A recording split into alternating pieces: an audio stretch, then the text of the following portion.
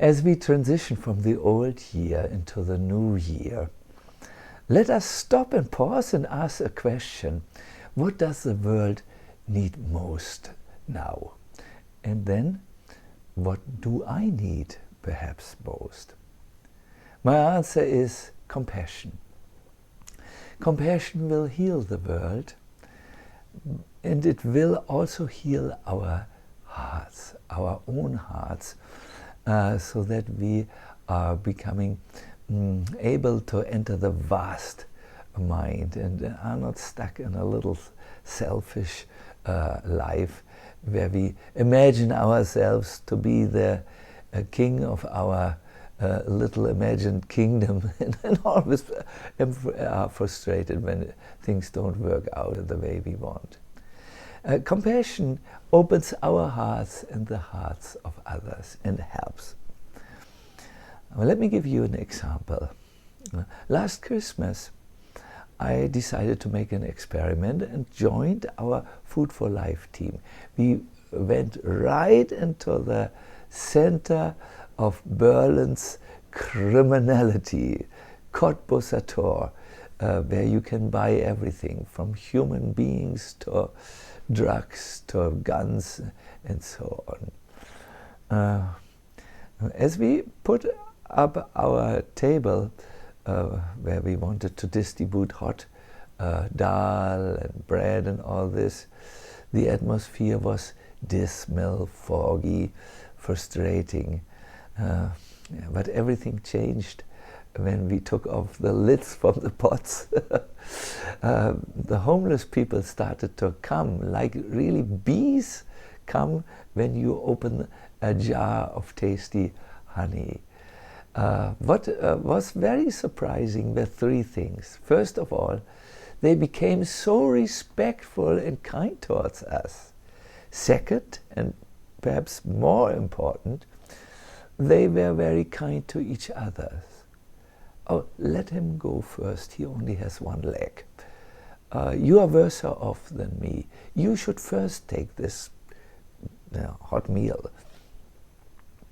Third, a passer-by saw the warm atmosphere around the Food for Life table, and he spontaneously felt inspired to go into a shop and buy all the warm hats and then distribute these warming hats to the homeless people.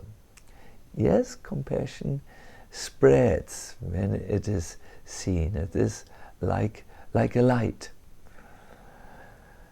You will understand the tremendous power of compassion for your life and the life of the world when you act compassionately.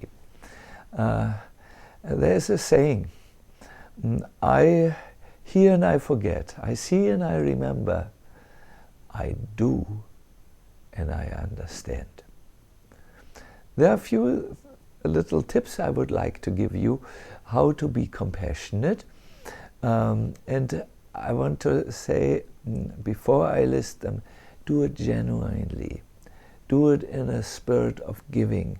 Compassion is about others, not about you. So the first is a very simple one.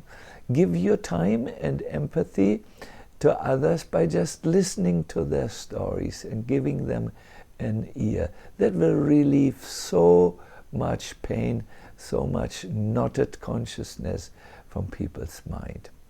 The second tip is help someone in need.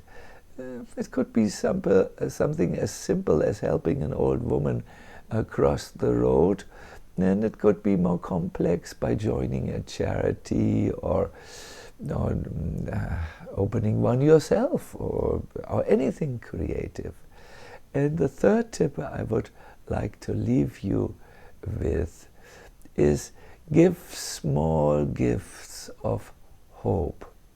It could be in the conversations, it could be things, physical things that you give, it could be your time, it could be anything.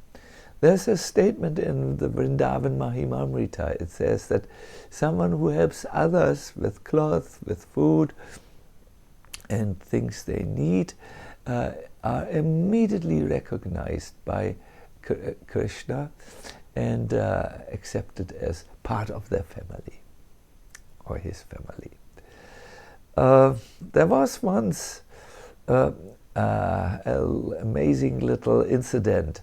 The sun was saying to the world, I'm going now, it's evening, is there anyone who can give light? And the world fell silent until a little candle spoke up and said, yes, I can burn, I can give light. The sun laughed, was delighted, and said, fine, fine, then I will return next morning and help.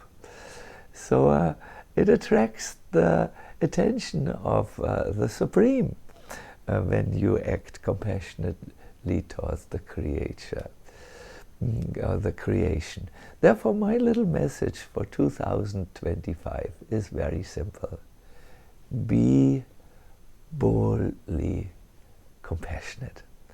I wish you a fulfilling year 25, and may we meet many times either here on internet or in real space.